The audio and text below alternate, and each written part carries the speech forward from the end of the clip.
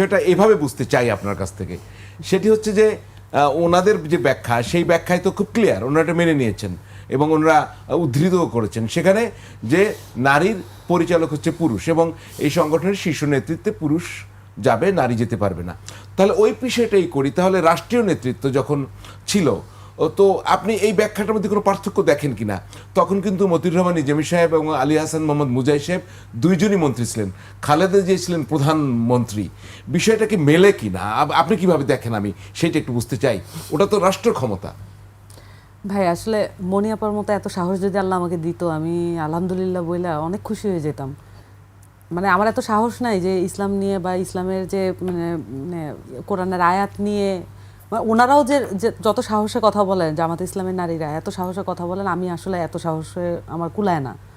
আমি যতটুকু জানি, মানে কোরআন পড়ার জন্য বা কোরআন বোঝার জন্য অনেকগুলো প্যারাডাইম আছে। আমি যতটুকু জানি এই প্যারাডাইমের কোনো কিছুই কোনো পর্যায়েই আমার পদচারণা নাই।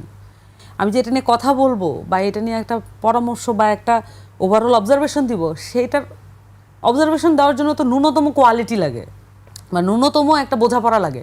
সেই বোঝাপড়া আমার আছে, এটা আমি কখনো ফিলই করি নেই। বা ওইটার জন্য যে পড়াশোনাটা লাগে, প্রধানত যে ইসলামের সবচেয়ে মূল এসেন্সটা লুকায় আছে তার নলেজ প্যারাডাইমের উপরে। এইটা আমি আমার নিজের কথা বলছি না, এটা আমার যে শিক্ষক ছিল তার কাছ থেকে শিখে আমি এটা বলছি। এটা সিলসিলা মেনটেন করেই বলছি, কারণ সিলসিলা মেনটেন করাটা আপনি জানেন ইসলামের ট্র্যাডিশনে খুবই গুরুত্বপূর্ণ।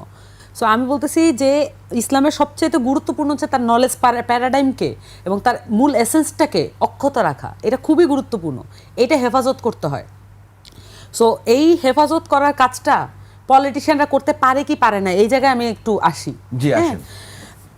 একজন পলিটিশিয়ান তার পলিটিক্যাল পার্টি এবং তার নিজস্ব রাজনীতি এটাকে টিকাতে হলে তার অনেক সময় অনেক সিদ্ধান্ত নিতে হয়, যেটা তার শুধুমাত্র টিকে থাকার উপরেও মানে এটা ডিপেন্ড করে। এটার সাথে সত্য, ন্যায় এবং ইসলামের এসেন্সের সম্পর্ক থাকাটা ম্যান্ডেটরি না। এবং যেভাবে জামাতের পক্ষ থেকে বলা হয়েছে জান্নাত দেওয়া হবে, একাধিক নেতা মাফ চান, এর উপর লেভেল থেকে মাফ চাওয়া হয়, আবার আরেক নেতা গিয়ে বলেন।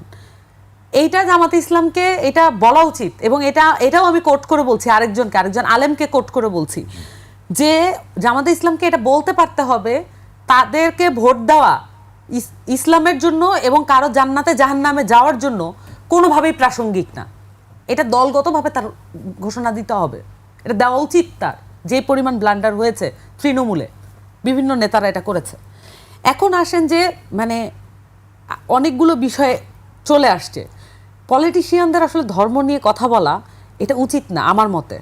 কারণ আমি তা একটা পর্যায়ে গেলে ইসলামের বিপক্ষের কাজ তো এখানে পলিটিশিয়ানরা করে, যে 5 ওয়াক্ত নামাজ পড়ে, তার কপালে দাগ থাকে, কিন্তু সে ইসলামের বিপক্ষে কাজ করছে প্রতিনিয়ত, সে পলিসি লেভেলে করছে।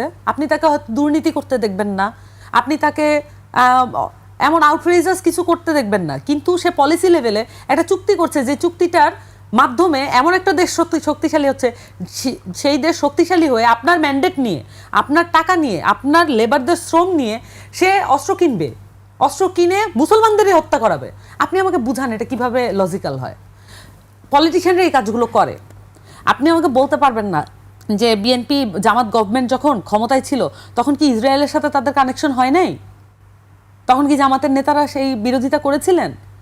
এই মুহূর্তে যে এই যে একটা কথা উঠলো যে গাজায় ট্রুপস পাঠানো হবে বাংলাদেশ থেকে, ট্রাম্পের আহ্বানে এইটা কথাটা উঠলো, কোনো ধরনের সাইলেন্ট ট্রিটমেন্ট, পুরো ফেসবুকে সোশ্যাল মিডিয়া এটা নিয়ে কোনো আলাপ নাই।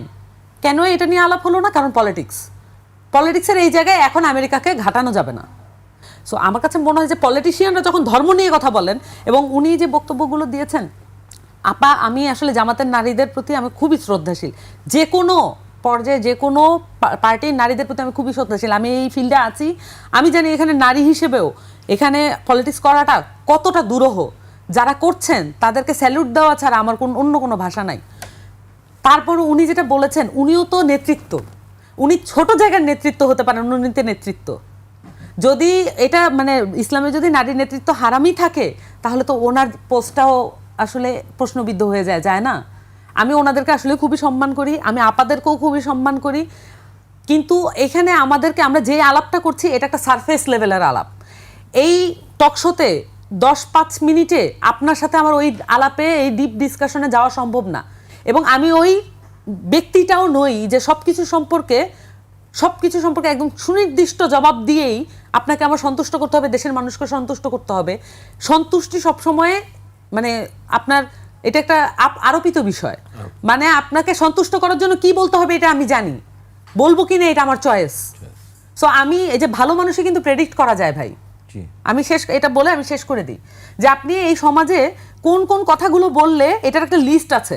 আপনি পলিটিশিয়ান হইলে আপনি কোন 10টা কথা বললে মানুষের কাছে পপুলারিটি পাবেন, আপনি যদি আলেম হন কোন 10টা কথা ওয়াজে বললে আপনি পপুলারিটি পাবেন, এটার একটা লিস্ট আছে।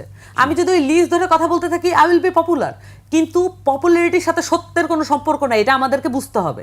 সো আমাদেরকে অবশ্যই ইসলামের নলেজ ট্র্যাডিশনকে করাপ্ট করে, মানে পলিটিক্স দিয়ে করাপ্ট করা, এটা আমি কোনোভাবেই মনে করি না। ধন্যবাদ।